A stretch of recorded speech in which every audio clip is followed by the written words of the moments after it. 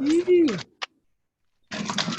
All right, and everybody's here is in the basics program, correct? Yeah. Nod your head, thumbs up, whatever you got. Amazing. Anybody do BIRTHFIT prenatal? I didn't. Anybody, is this your first postpartum experience? Yes. It's basically like holy hell. Like survival mode. All right. So I kind of want you to practice with me, and then we'll, of course, people call at the exact time that you got to do something. So I want you to practice with me. Let me see if I can mute people up there. Oh, maybe I got it. Okay. Yeah. All right. Make sure you're seated, or if you're lying down is sometimes better. I'll show you kind of lying down. So if you want to lie down, I would say throw your legs up on something like that. And then make sure you can feel the ground beneath your spine. And what I'm going to do is I'm just going to walk you through some of this, and then we'll chat about breath afterwards. Is that cool? Maybe. You can nod upside down all around. So if you're seated, make sure, like it's always, just texting me, it's always better to have your spine supported. So if you're up against a couch, great, or a doorway or a wall, awesome, or lying down. Those are the two positions I would say to get in for now. And yeah, so if you're in the position, what I want you to do is close your eyes and just start breathing in and out through your nose. If you want to breathe out through your mouth, you totally can, but we're just going to try to slow things down right now. And we do that by breathing in and out through our nose. And I'll talk to you the whole time so that you won't get lost. Good. All right, so let's take 3 big breaths together. I'll call these collective breaths. And what I want you to do is inhale, fill up your belly, fill up your lower back, fill up your side body. And then exhale. You can go out your nose or out through your mouth. Inhale again, fill up.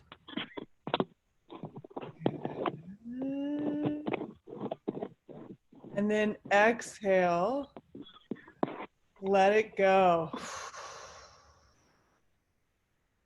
We're actually going to do 2 more. So I want you to keep your chest still. Try not to raise your shoulders. This is always a common fault. So inhale, fill up your belly, your side body, your lower back. And then exhale, let it go. Good. Try 1 more. Breathe in.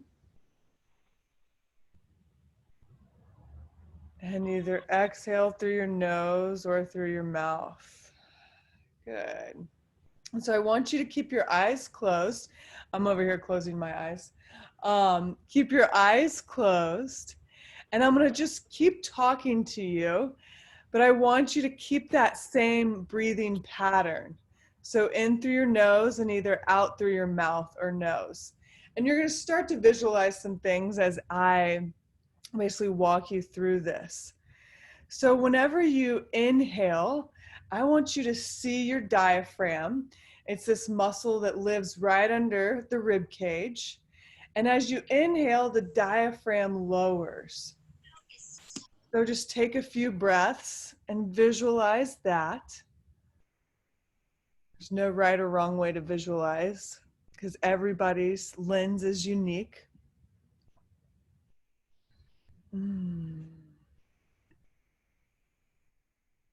Good.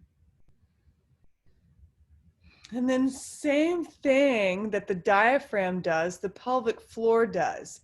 And they're situated parallel to each other.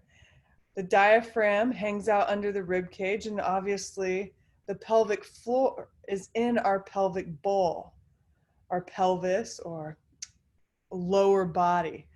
So as you inhale, all I want you thinking about is those two super important body parts, inhaling and lowering together. And then on the exhale, you don't do anything, they just gently return back to neutral. And so let's take a few breaths just visualizing that. Again, on the exhale, there's nothing forceful, there's nothing going on. We're just diaphragm breathing like we are made to do as humans. So we're going to take 3 collective breaths together. Breathe in through your nose, inhale, filling up, and everything lowers. And exhale, everything returns back to neutral. Inhale, fill up, expand your ribs. And then exhale, release, let something go. One more, breathe in, see the diaphragm and pelvic floor moving together. And then as you exhale, things just naturally return back to neutral. All right, so as you're laying there, kind of breathing, observing your body, I want you to check in, make sure you can feel the ground or something supporting you with your spine. And we're going to start to shift gears a little bit. We're going to go into kind of this next level of between, I would say it's a progression into stability breathing or a task specific intra-abdominal pressure. So I'll tell you more at the end. On these next few breaths, when we exhale, I want you to think about either blowing through a straw, or sometimes people love the analogy of blowing out some candles on a birthday cake. So get situated. Make sure you can feel the ground beneath your spine or the wall behind you. And I want you to take a big inhale, fill up your belly, your side ribs, your lower back. And then I want you to blow out the candles on a birthday cake.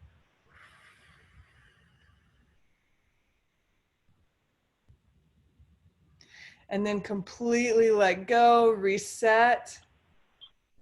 And we're going to inhale again. Big inhale, fill up your belly, your side body, your lower back. And we got more candles, so blow those out. I don't remember. And we're going to try that one more time. Relax your shoulders. All right, breathe in, big inhale. And then blow out the candles.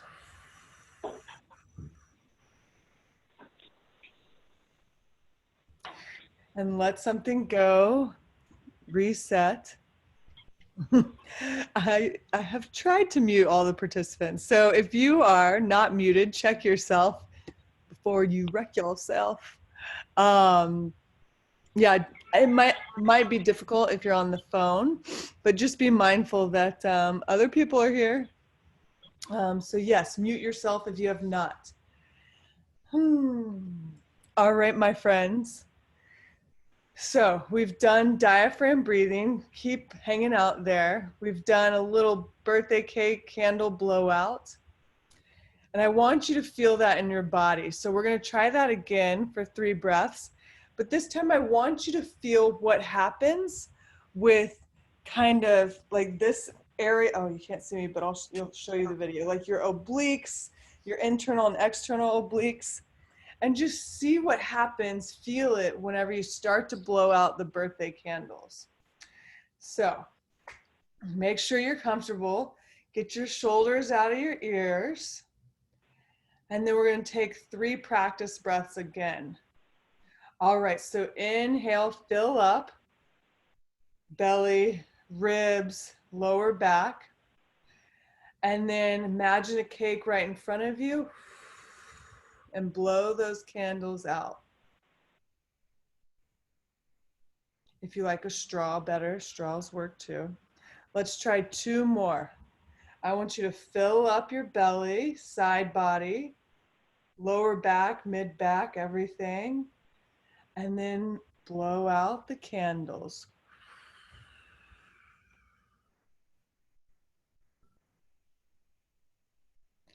And we got 1 more. Inhale, fill up 360 degrees.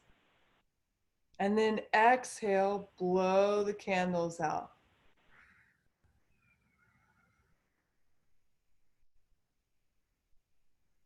Awesome. All right. So that's kind of in between. I'm going to walk you through 1 more. And so this will be intra-abdominal pressure or task-specific intra-abdominal pressure. And we like to just call it stability breath because the other words are like super long and you can like stumble over the words with your tongue. But it's going to be the same thing. I want you to really think about blowing out the candles or blowing through a straw. And it's a little more forceful, a little more intentional, but here, let me just do that. When we think about breathing, all of it is around this bra strap line or this rib cage. At no point are we bearing down. We're going out 360 degrees. So I'm going to walk you through this and then we'll talk about it and then we can try again. So make sure you're comfortable. The inhale is still the same as it is with the diaphragm breath. So I want you to be in your body, kind of relax, close your eyes. And I want you to inhale, see that diaphragm in the pelvic floor lower and expand. Everything's expanded and try to maintain that expansion as much as you can as you exhale or blow those candles out. And then shake it out, reset. Let me see this. We're going to do this here. All right, big breath in, inhale. Everything's expanded 360 degrees round. And then exhale.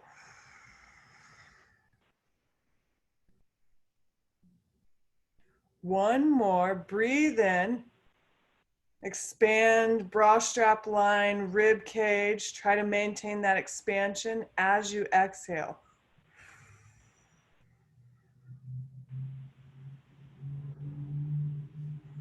Completely relax. Let's do 1 more. We're going to breathe in, expand, and then blow out the candles.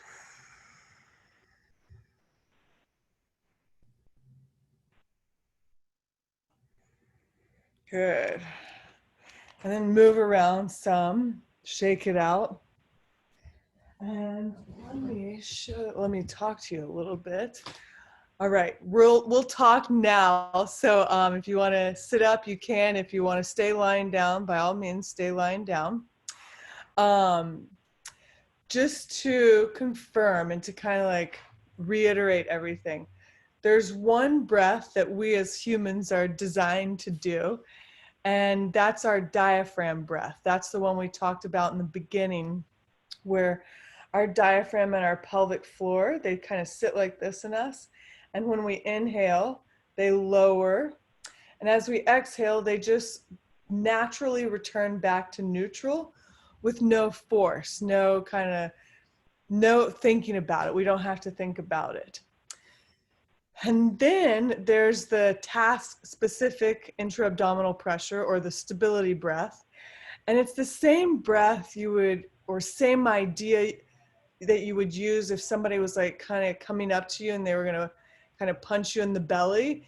You would brace a little bit there. Or if you were, about to slip and fall, you would probably brace yourself from the core out. And this in the like rehab world is known as task specific IAP, or we just like to call it stability breath. But in order for us to have a strong and dynamic core, which is what we at BirthFit want, is a strong core and a dynamic core, one that has strength but also able to move, we need two things working properly. And I'm going to say these two things, and they're going to be like big old words. And there's a lot that goes into each of these categories. So in order for us to have a strong dynamic core, we have two things. We need our intersegmental spinal stabilizers working, or abbreviated ISSS. We need all of those working. And those are all of the muscles. So our internal obliques, external obliques, our transverse abdominis, our rectus abdominis, our QL, our lumbar spine erectors. Basically, we need all the muscles working in and around the core, which is from the base of our head down to our pubic bone. And then once we get all those muscles working, we need adequate IAP. We need our internal pressure system working. So basically our core from here down to our pubic bone is like a LaCroix can or a keg of beer. It's a cylinder. I want you to think of it as a cylinder. And if there's something off in the internal pressure system, then you would see a dent in the can, like a dent in the LaCroix can or a soda can or whatever.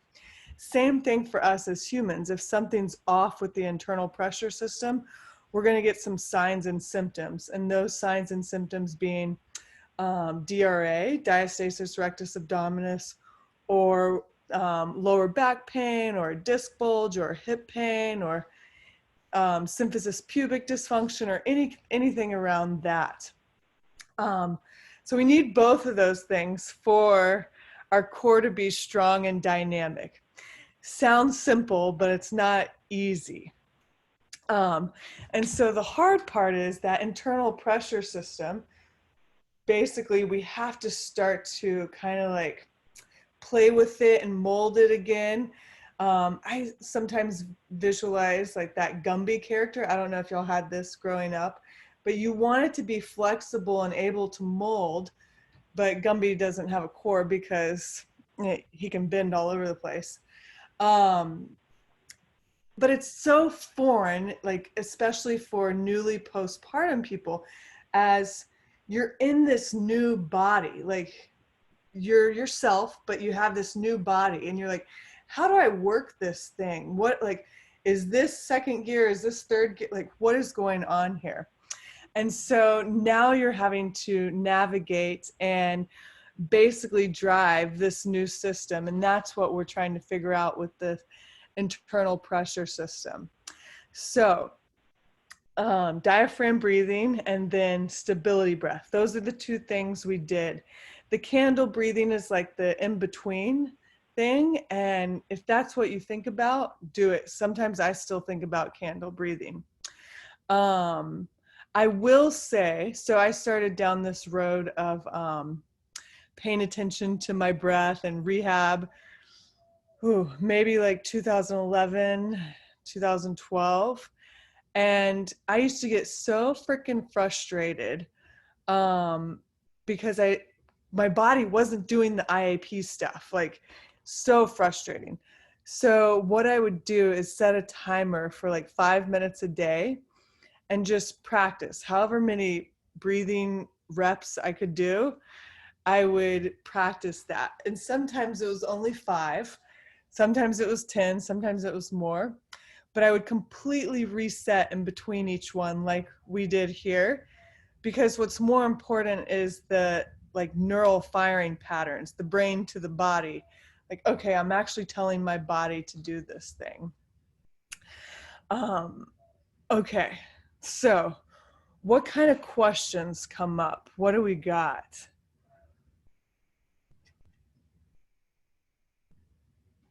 Everybody's on mute. I have a question. Yeah, come on.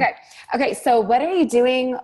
Do you have to be thinking about your pelvic floor during this? Like on the exhale, are you also thinking about pulling up while you're maintaining that pressure? Or are you just kind of letting it do whatever it needs to do at that point? Yeah, great question. I get this question all the time. I get this question all the time because we live in a society that is very much based on aesthetics rather than function or feeling comfortable in our bodies. And what we have taught women, unfortunately, and hopefully for generations to come, it changes. But what we have taught women is that sucking in is best, or even in like yoga or Pilates, like sucking, pulling your pelvic floor up and in, pulling your belly button to your spine. And the way I think about this is like, for one, I don't know if anybody's run track, but this is not how I would sprint 100 meters. It's also not how I would take a punch. You know, like if I'm going to brace everything out if I'm like, okay, it's my turn to take a punch, let's do this. So I kind of want you to think about that. Like, it's based on aesthetics rather than function. So here's where I might go down a tangent here. So when we inhale, everything lowers and becomes expanded, and our pelvic floor basically becomes expanded. So all of our core basically is now operating and functioning in this eccentric contraction. Just like, you know, okay, this is concentric, this is eccentric. Same thing here. Our pelvic floor, on the inhale, we've reached eccentric contraction or expansion. So on IAP, our body, our pelvic floor, and the muscles, those ISSSS muscles, all meet the resistance of the internal pressure system. That's why it's called task specific. So if I'm lifting up this tray right here, like I'm gonna brace, move this, and it's only gonna be as much of a pressure that I need. So all of pelvic floor muscles, they're eccentrically contracted to meet the resistance. Now, too often, I think, you know, I've done yoga teacher training and I love yoga. However, I think there's something that's gotten lost in the message. And I firmly believe that, you know, everybody's doing the best they can with what they have. But I believe so much it's related to energy rather than actually function of the body. And things like the diaphragm, God, what do you call that? Vacuum, the diaphragm vacuum. All of that is great stuff, but it's great for control, like body control. It's not great for stability. So bringing pelvic floor up and in, or spine, belly button to spine, not great for stability, but if you can move that and show that in different ways, it's great for exhibiting control. The last thing I'll say is when we eccentrically contract and everything, actually I'll say two more things, eccentrically contract, then we're not only waking up all of those muscles, but also the deep muscles that we can't see or feel that's within our pelvic floor and in and around the spine.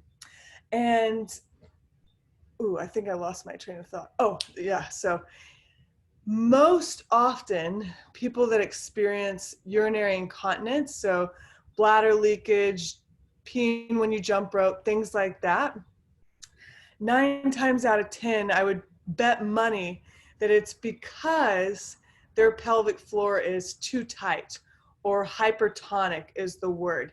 They can't actually relax their pelvic floor or embrace that eccentric contraction.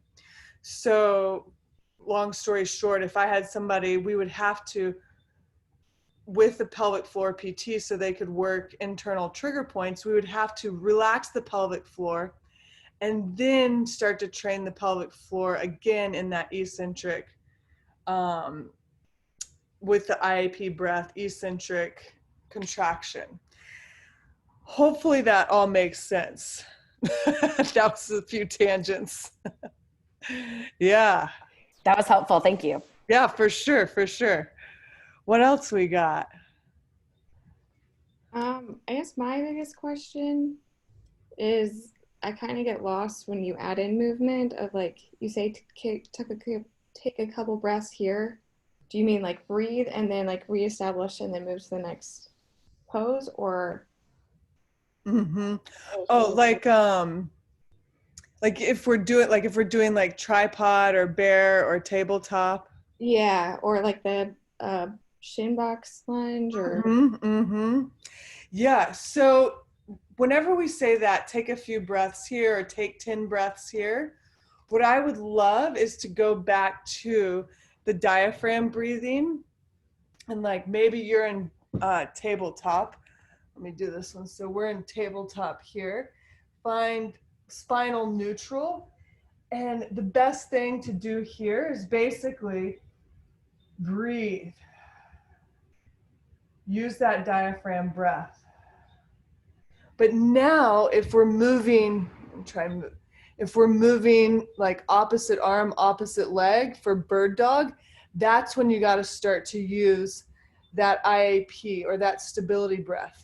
So I would breathe in, I would stabilize, trying to maintain that expansion as I breathe out, and then I would move. Maybe I can only do this, and then I come back. So that's where I would use the stability breath. Does that make sense? mm-hmm. So it's basically on the movement rather than the pose. Does that help? Yeah. Cool. Great question. Somebody just asked, Bill, if I understood the main difference between the first few diaphragm breaths and the stability breath, building up the pressure needed to meet the resistance. Yes. So earlier when we started, we basically did diaphragm breathing, which Lindsay said, yes, asked the question, when she would use this. And once you get comfortable in a pose, then try your best to diaphragm breathe in that pose. And the basic reasoning behind this is so that you can kind of down regulate your nervous system in that pose, so that your body gets comfortable in that pose. So big one that we like to diaphragm breathe a lot in is high bear. And high bear, is this guy. I don't know if y'all can see me. Sort of like downward dog here. Yeah. But the difference is we want our spine in neutral. And then you breathe here.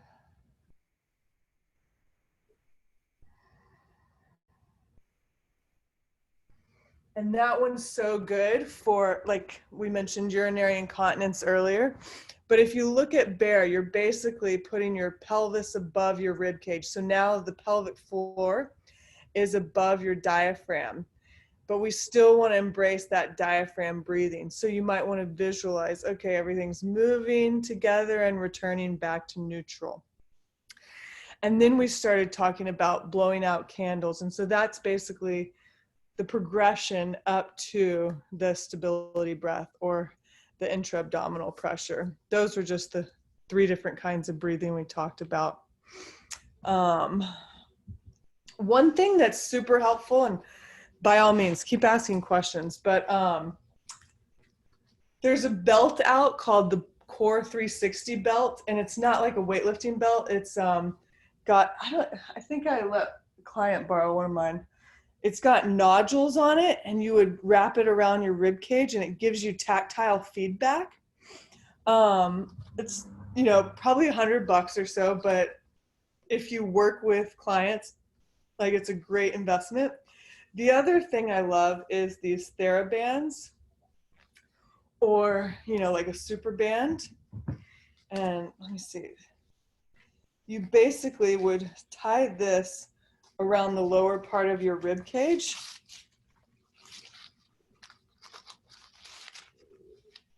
And so you can see it's like right underneath my bra strap line and back here. Maybe you can see that, yeah. And so you can use this to give you some feedback or tactile feedback. There we go. For breathing. So if I'm breathing, I'm expanding this thing. I don't know if you can see this. So right now I'm just going to take 3 diaphragm breaths.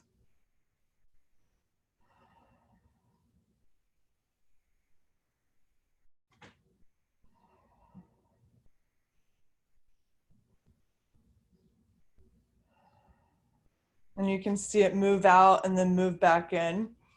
Next, I'm going to create intra-abdominal pressure, or the stability breath. So I'm going to breathe. And then now exhaling, and it kind of stays out. I'll show you 2 more without talking.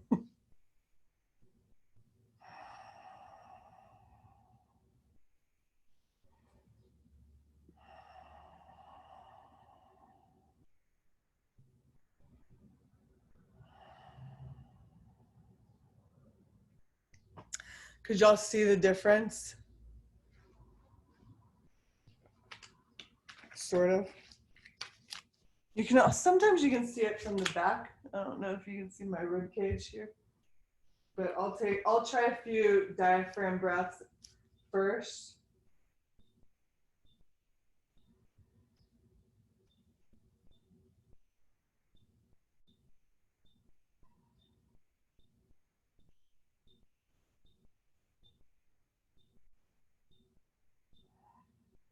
And then I'll do intra-abdominal pressure.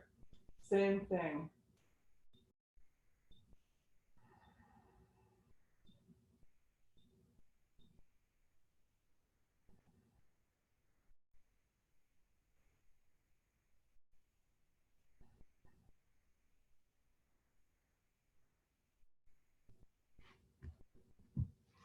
Sometimes people can see it better from the back. That help at all? Get one of these guys. They work great and you can never get out of them. But last thing, like this guy, these bands, you can just simply tie them around you. And these are those big old super bands. They're not as comfortable as the TheraBand, but it works. So can stability breath be in through your nose and out through your nose? Yeah, totally. You can totally do that. Okay, so inhaling and exhaling through our nose will help down-regulate our nervous system. It also helps to filter things before they get into our body, so it supports our immune system, keeps our blood pressure a little lower sometimes.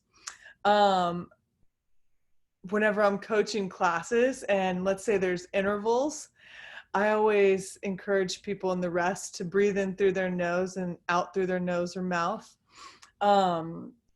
If you are inhaling through your mouth, which I do sometimes because sometimes I have allergies that act up, then it might be more accessory breathing up here. Like we might be doing that a lot. So I would just be mindful of what's going on when you're breathing in and out through your mouth. But yeah, you can create stability breath through nose for sure. I have a question. Yeah. Can you talk a bit more about stability breath and maybe like dead bug once you go to move? Yeah. So like, do you exhale and then move your arms and legs, or are you moving your arms and legs at the same time as exhaling? That's where it kind of all falls apart for me. So there's no right answer for this, but working with pregnant and postpartum over the last decade, especially in the last 3 years, I found it easier to kind of just say, let's move on the exhale. And so you may not do this, once you get 9 months postpartum or 2 years postpartum, But for now, let's think about that. And so let's say we're doing dead bug and we're here. We want this priority, you know, everything touching the ground if possible. Our arms and our legs are in the air. So we're going to fill up and then we're going to brace. We're going to breathe and maintain that expansion. And then on the exhale, we're going to move. So I'm going to do 2 on each side to show you kind of what my breath would look like then. And let me see if I can scoot you back a little bit. Okay, so we're here.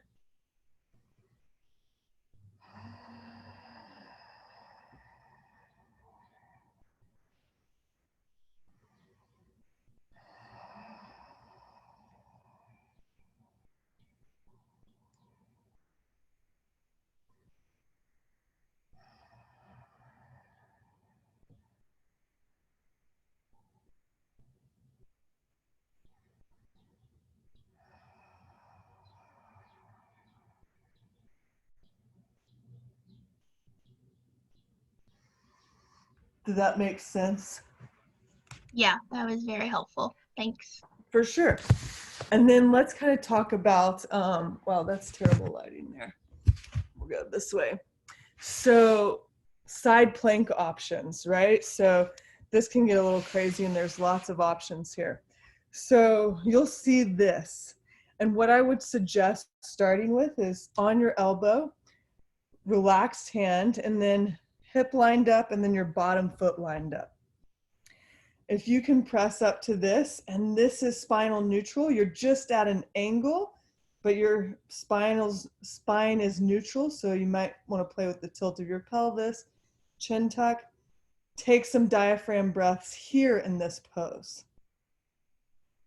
And so you're breathing and expanding this rib cage. Now, if we're not holding the pose, then that's when we would go into creating that stability breath. So I might set up and then maintain expansion and move on the exhale. I'll show you 3 of those.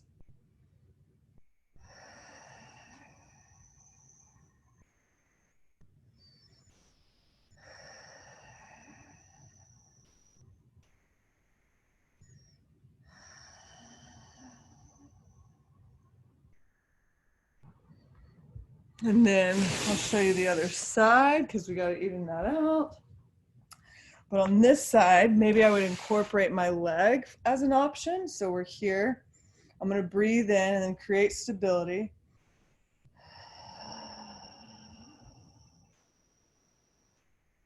Let me show you there.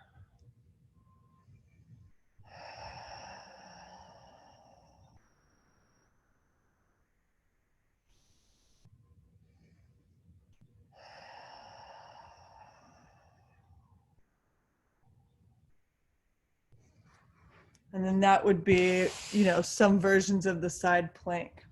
Does that make sense? Cool. Yeah.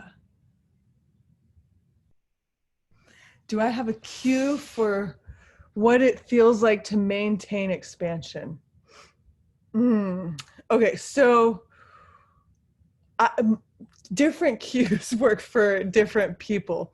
And as like y'all are hearing each other, yeah, there's one word that may work for you, one word that may work for somebody else. So I've mentioned a few of them throughout. So one thing I like is like bra strap. Can you move your bra strap? That seems to be a big majority one. That's a good one. And then also rib cage. The bummer is when I'm not working in person with people, right? Like it's hard to get my hands on people. But if I am working in person with people or we're like 101 or they're in class, then I'm going to put my hands on their rib cage with permission and then ask them, hey, I want you to breathe into my hands and I want you to keep contact with my hands all the way through your exhale. So they've breathed in and they've expanded and now they've got to keep contact with my hands as they exhale, because otherwise if they don't, they're going to exhale and everything's just going to return back to neutral, like in the diaphragm breath. But if we want to create that stability breath, they created that expansion. Now they got to maintain it. So that's another cue I use. Again, anything that you can do to like get people to feel is great. Yeah, great question, Tracy. Somebody just asked me, when it says 10 breaths, Lindsay asked this earlier, in pose. So let's say when it says 10 breaths in XYZ pose, bear, tabletop, whatever, always go back to your diaphragm breath, because we want you to start to get comfortable in that position. Save your stability breath for moving. Yeah, so anytime you can kind of feel, that's always going to be better. The ground is really nice, like especially for dead bug. If you're working on dead bug and stability breath, make sure you can feel the ground beneath your spine and with your rib cage. Sometimes, okay, this is a really good cue that worked for me one time, and I'm going to try to show you from the back, is, so we have these muscles right on either side of our spine, here and here. And this is like not anatomy, not correct anatomy at all. But somebody told me, okay, those are your kidneys right there. And they put their two fists right there. Whenever you exhale, I want you to think about spreading your kidneys. So spreading them along. People are like, huh. So we're right here. And use this for either breath, like diaphragm or stability breath, just to like feel out. But pretend like these are my kidneys. And you're going to breathe in and then exhale and spread them as much as you can. For some reason, that worked with me whenever I was setting up one time. I took DNS weightlifting a few years ago. And I was like, okay, I'm setting up for the deadlift. And if you come from the CrossFit world, everybody's got like this overextension thing going on. And so I was there. But somebody told me, okay, find spinal neutral. So I did, okay. And now in your setup, breathe and spread your kidneys. And oh my God, I was just like, wow, my entire back feels better. So again, spreading your kidneys may not work for everybody, but you can even think of it in dead bug. Like, can you spread your kidneys on the ground? Can you mush them and spread them on the ground? Yeah. So yeah, let's do pose equals diaphragm breath. Movement is when you want to create stability or use that stability breath. And so what's going to get challenging, right, is when we start to move from maybe happy baby or dead bug into these more complex movements or poses like side plank or bird dog. Bird dog's always super challenging because we only have 4 points of contact as compared to dead bug, which we have our whole spine on the ground. So it's really important to stabilize in bird dog.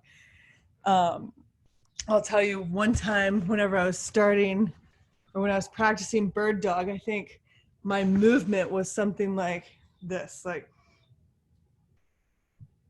just like 2 inches. And that's as far as I went because that's as far as I felt safe doing that. I was like, go with the breath. Okay. What else we got? Kidney Q works for me. Great. Yeah, I'm telling you, like, whenever people tried to get me to create online programs for BIRTHFIT, this was like prior to 2016 was when I started doing it little by little. I was like, no, it's so hard. And y'all are experiencing this right now, but it's so hard to get people to like know what you're thinking or the tactile cues and blah, blah, blah.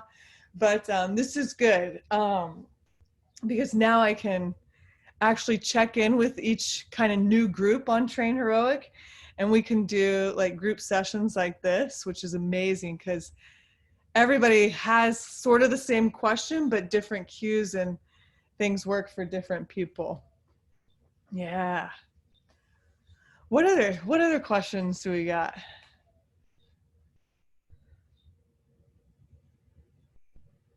I'll tell you a question, or I'll share something with you. Usually I always get the question, do I need to see a pelvic floor PT? And even if I don't have symptoms or I feel pretty good, whatever, I would say yes, at some point in the first 6 months postpartum, maybe a year, whatever works for you. If you have no symptoms, go see a pelvic floor PT. And especially if you want to have more kids in the future or anything, just to get checked out. That's a big one for me. But if you're not having symptoms, if there's no urinary incontinence, if there's no pain with intercourse or any like lower back pain, anything, then you can totally wait. Pain with intercourse is definitely a sign and or symptom that there's core dysfunction going on as well. Hemorrhoids are another sign and symptom, which, bear with diaphragm breathing helps with hemorrhoids a lot. And witch hazel pads and the squatty potty. I think I have a blog coming up about this because it's been a few years since we talked about this. Yeah, but bear, high bear and breathing. I have a question. Can you hear me? Yeah. Okay. As far as pelvic floor PT, where do we even, where do you start? Yeah, like do you get a referral from somewhere? Do you, I just Yeah. go to some random's office and, Yes. So yeah, you might not want just anybody inserting their hand into your vagina. So first I would, if you have referrals, if you can get a referral from like, ideally there's a doula or a midwife or an OB-GYN, or they have a network, and they probably have 2 or 3 pelvic floor PTs in your area that they may refer to.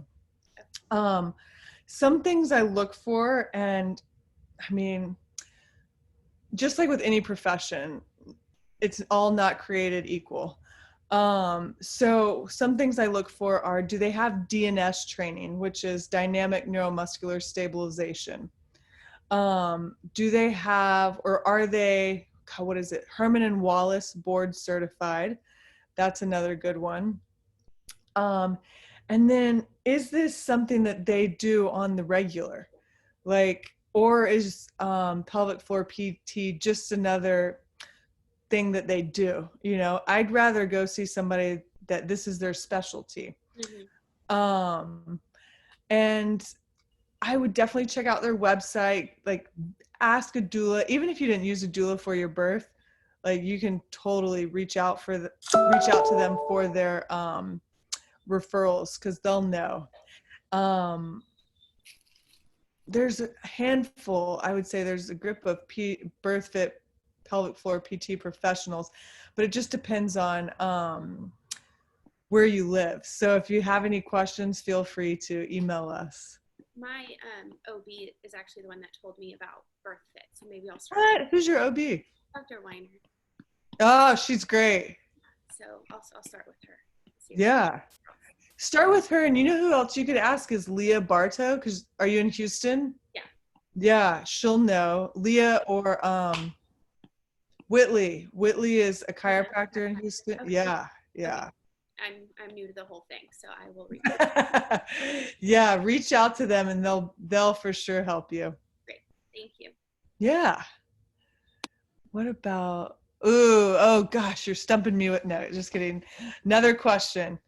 Definitely helped. Pose equals diaphragm breathing. Movement equals stability breath. But what if it's a bear crawl? Then you got to go to the stability breath. You're more so erring on the side of stability breath. So anytime you want to move or exert power, that's when you got to start to use the stability breath. So I want you to think about this as you start to incorporate these movements. Bear crawl, it's going to feel like a PR in early postpartum. So you're here, your diaphragm breathing, and now you got to exert some force and you got to breathe. So you stabilize and you exhale and you move maybe 2 or 3 steps on that stability breath. And then once your body becomes comfortable with it, it may transition into more of that diaphragm breathing pattern. Kind of relate it to like air squats.